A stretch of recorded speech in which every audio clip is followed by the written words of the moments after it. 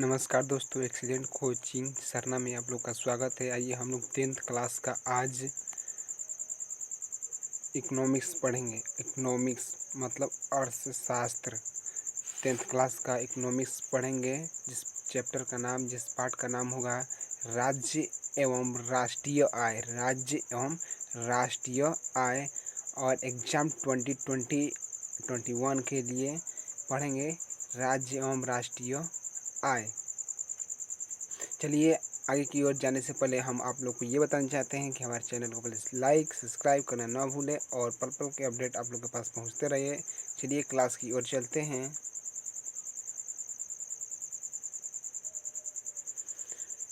पहला हमारा क्वेश्चन है,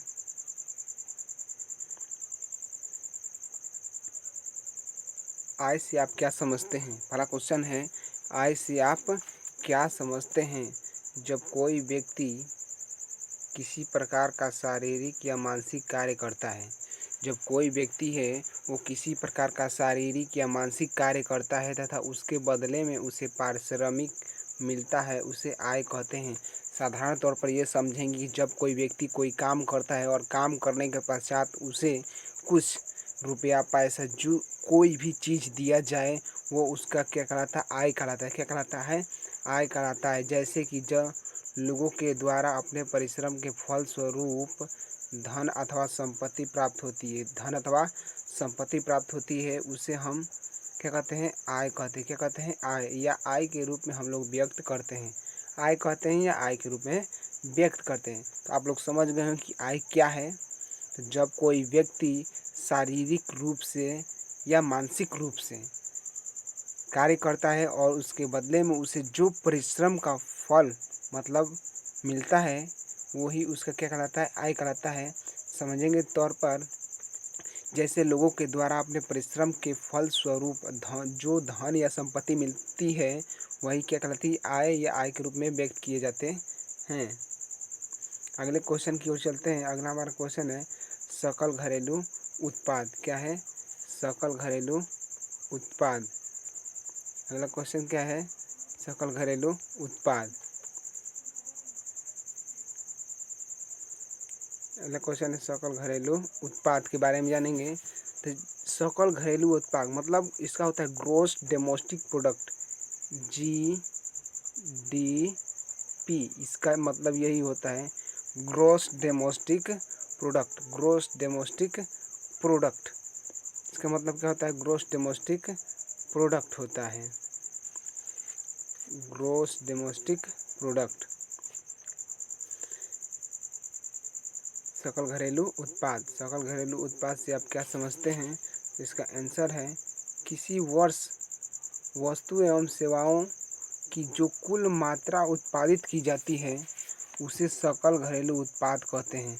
कहना का यह तात्पर्य है कि जब कोई भी वस्तु या सेवा हो, एक वर्ष में जो भी उत्पादित किया जाता है उसे ही क्या कहते हैं, GDP कहते हैं। क्या कहते हैं, GDP। एक साल में जो वस्तु एवं सेवाओं को उत्पादित किया जाता है उसे ही क्या कहते हैं, सकल घरेलू उत्पाद कहते हैं। क्या कहते हैं, सकल घरेलू उत्पाद कहते हैं।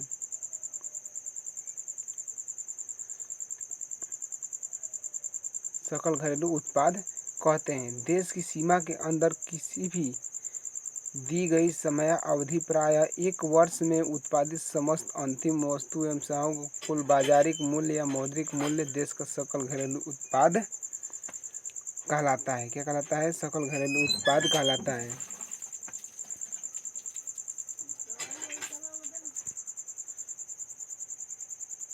सकल घरेलू उत्पाद हम लोग जानेंगे कि एक वर्ष में, कोई वर्ष में सेवा एवं वस्तुओं का कुल उत्पादित की जाती है उसे सकल घरेलू उत्पाद कहते हैं। या दूसरे तरीके से जानेंगे कि देश की सीमा के अंदर, मतलब ये देश हो गया, इस सीमा के अंदर जितना भी कुल वस्तुओं का निर्माण होता है एक वर्ष में, कितने, सिर्फ एक वर्ष में जितना भी वस्तुओं एवं सेवाओं का निर्माण होता है तो उसका कुल बाजारी मूल्य या मौद्रिक मूल्य, मतलब बाजार में उसका जितना मूल्य है या मौद्रिक मूल्य है, वही क्या कहलाता है, GDP कहलाता है। क्या कहलाता है, GDP। इसका मतलब होता है gross domestic product. Gross domestic product, इसका मतलब क्या होता है? Gross domestic product.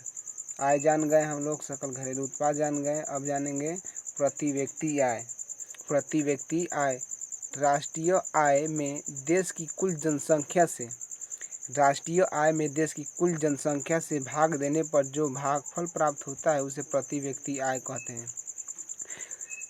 इसका आकलन निम्न प्रकार से किया जाता है, जैसे प्रति व्यक्ति आय बराबर देश का राष्ट्रीय आय बटा में कुल जनसंख्या। इसका कहने का ये मतलब है कि राष्ट्रीय आय जो है देश की राष्ट्रीय आय में देश की कुल जनसंख्या से, देश की कुल जनसंख्या से, यहाँ राष्ट्रीय लिखा है, देश की कुल, यहाँ सही है, देश की कुल जनसंख्या से भाग देने पर, मतलब राष्ट्रीय आय में देश की कुल जनसंख्या से भाग देने पर जो भागफल प्राप्त होता है उसे प्रति व्यक्ति आय कहते हैं। क्या कहते हैं? प्रति व्यक्ति आय कहते हैं। इसकी आकलन निम्न प्रकार से किया जाता है, जैसे प्रति व्यक्ति प्रति व्यक्ति आय बराबर देश की राष्ट्रीय आय, देश की राष्ट्रीय आय बटा में कुल जनसंख्या, कुल जनसंख्या होता है। क्या होता है? कुल जनसंख्या। चलिए आगे की ओर चलते हैं। भारत में सर्वप्रथम राष्ट्रीय आय की गणना कब और किसने किया था? तो भारत में सर्वप्रथम राष्ट्रीय आय की गणना कब और किसने किया था?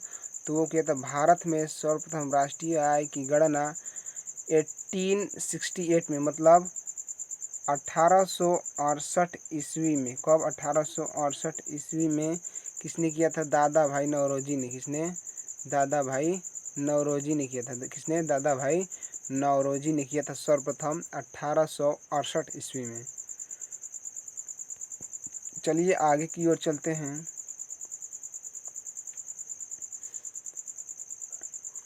भारत में, अगला क्वेश्चन है, भारत में राष्ट्रीय आय की गणना किस संस्था द्वारा की जाती है? भारत में राष्ट्रीय आय की गणना किस संस्था द्वारा की जाती है? भारत में राष्ट्रीय आय की गणना किस संस्था द्वारा की जाती है?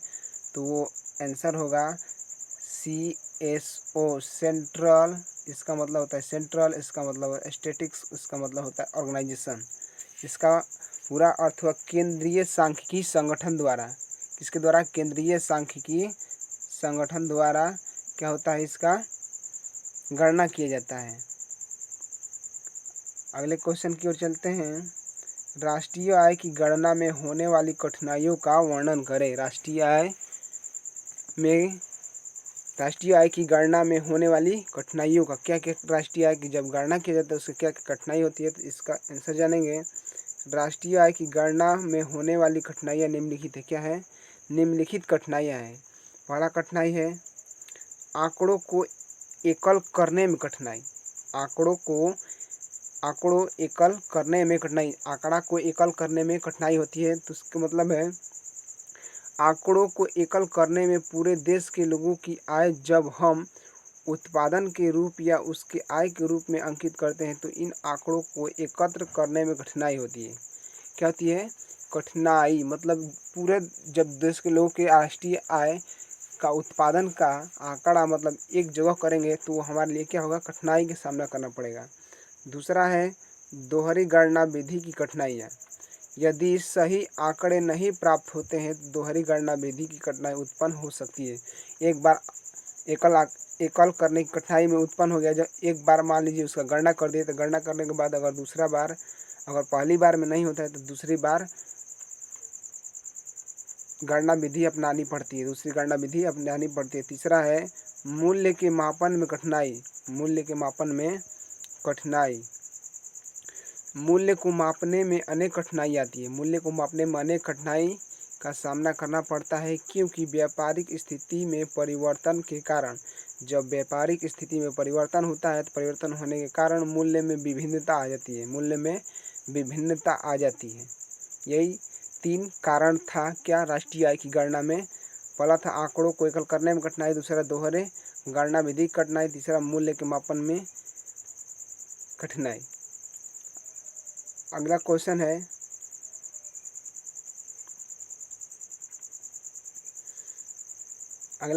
आय का गरीबी से संबंध स्थापित करिए। आय का गरीबी से क्या संबंध है, मतलब जो आय है क्या आंसर, ये आय और गरीबी में क्या रिलेशन है, इसके बारे में आपको बताना है। चलिए आइए हम लोग देखते हैं आय और गरीबी के बारे में।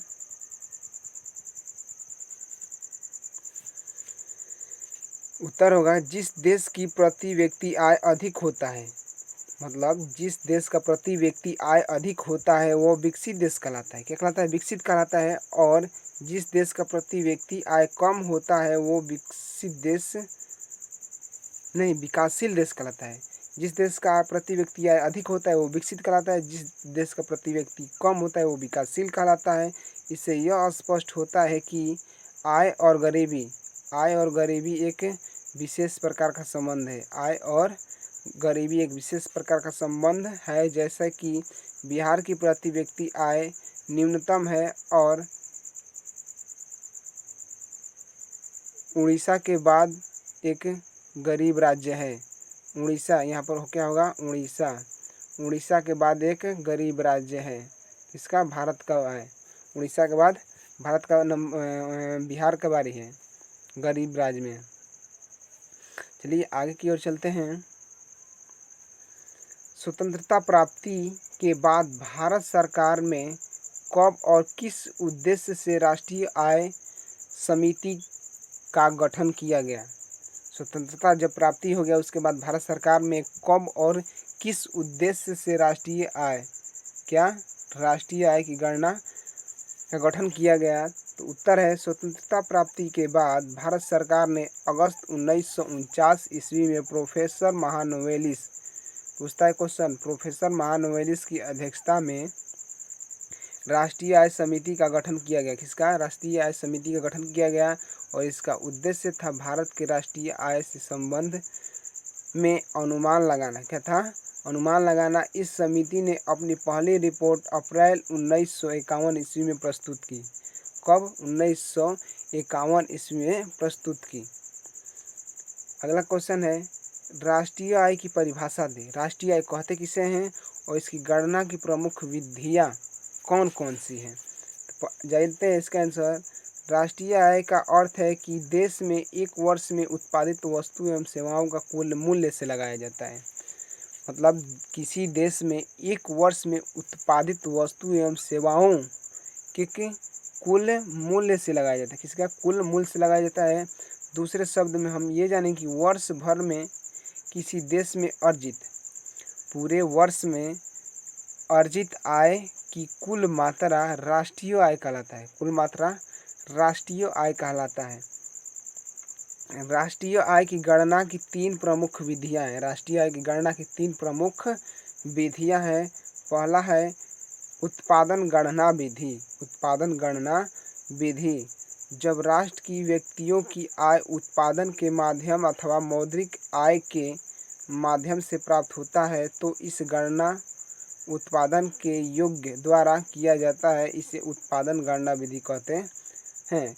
मतलब इसका यह है कि जब राष्ट्र के व्यक्तियों की जो आय उत्पादन के माध्यम से या मौद्रिक आय के माध्यम से प्राप्त होता है तो इस गणना को योग्य द्वारा किया जाता है और उत्पादन गणना विधि कहते हैं। दूसरा है आय गणना विधि। जब राष्ट्र के व्यक्तियों की आय के आधार पर राष्ट्रीय आय की गणना की जाती है तो उसे आय गणना विधि कहते हैं। एक उत्पादन के आधार पर राष्ट्रीय आय और एक आय की गणना विधि से। इसका हो गया। आगे की ओर चलते हैं। व्यय गणना विधि। तो प्राप्त की गई आय व्यक्तियों अपने उपभोग के लिए, मतलब जो व्यक्ति अपने आय प्राप्त करता है उपभोग के लिए व्यय करता है, प्राप्त करने के बाद जो उपभोग अपने खर्च के लिए जो व्यय करता है, इसलिए राष्ट्रीय आय की गणना को लोगों को व्यय के आधार पर की जाती है। इसलिए राष्ट्रीय आय की गणना लोगों के व्यय के आधार पर की जाती है और राष्ट्रीय आय मापने की इस विधि को व्यय गणना विधि कहते हैं। व्यय गणना विधि कहते हैं। अगला क्वेश्चन है, प्रति व्यक्ति आय और राष्ट्रीय आय में अंतर स्पष्ट करें। ये क्वेश्चन 2 या 3 अंक के आता है, 2 या 3 अंक का आता है। तो प्रति व्यक्ति आय और राष्ट्रीय आय में निम्नलिखित अंतर है। प्रति व्यक्ति आय और राष्ट्रीय आय में निम्नलिखित अंतर है। ये हो गया प्रति व्यक्ति आय और ये हो गया राष्ट्रीय आय। पहला है प्रति व्यक्ति आय में, तो राष्ट्रीय आय में देश की कुल जनसंख्या से भाग देने पर जो भागफल बचता है, प्राप्त होता है, उसे प्रति व्यक्ति आय कहते हैं। इसमें पहला है, राष्ट्रीय आय का मतलब है किसी देश में एक वर्ष में उत्पादित सभी वस्तुएं एवं सेवाओं के मौद्रिक मूल्य से लगाया जाता है। मौद्रिक मूल्य से लगाया जाता है। आइए प्रति व्यक्ति आय में चलते हैं। दूसरा, प्रति व्यक्ति आय को राष्ट्रीय आय में भाग देकर आसानी से प्राप्त किया जा सकता है। राष्ट्रीय आय में दूसरा है, राष्ट्रीय आय का मापने में अनेक प्रकार की कठिनाइयाँ आती है। जो राष्ट्रीय आय है, इसे मापने में अनेक प्रकार की कठिनाइयाँ आती हैं। इसमें अगला क्वेश्चन है, राष्ट्रीय आय में वृद्धि भारतीय विकास के लिए किस प्रकार लाभप्रद है। जो राष्ट्रीय आय में वृद्धि है, भारतीय विकास के लिए किस प्रकार का लाभप्रद है, इसका क्या करना है, वर्णन करना है। क्या करना है, वर्णन करना है। तो उसका उत्तर होगा, किसी देश में स्थापना या विपन्नता वहाँ के लोगों के प्रति व्यक्ति आय का या संयुक्त रूप से सभी। किसी देश में स्थापना या विपन्नता वहाँ के लोगों के प्रति व्यक्ति आय या संयुक्त रूप से सभी।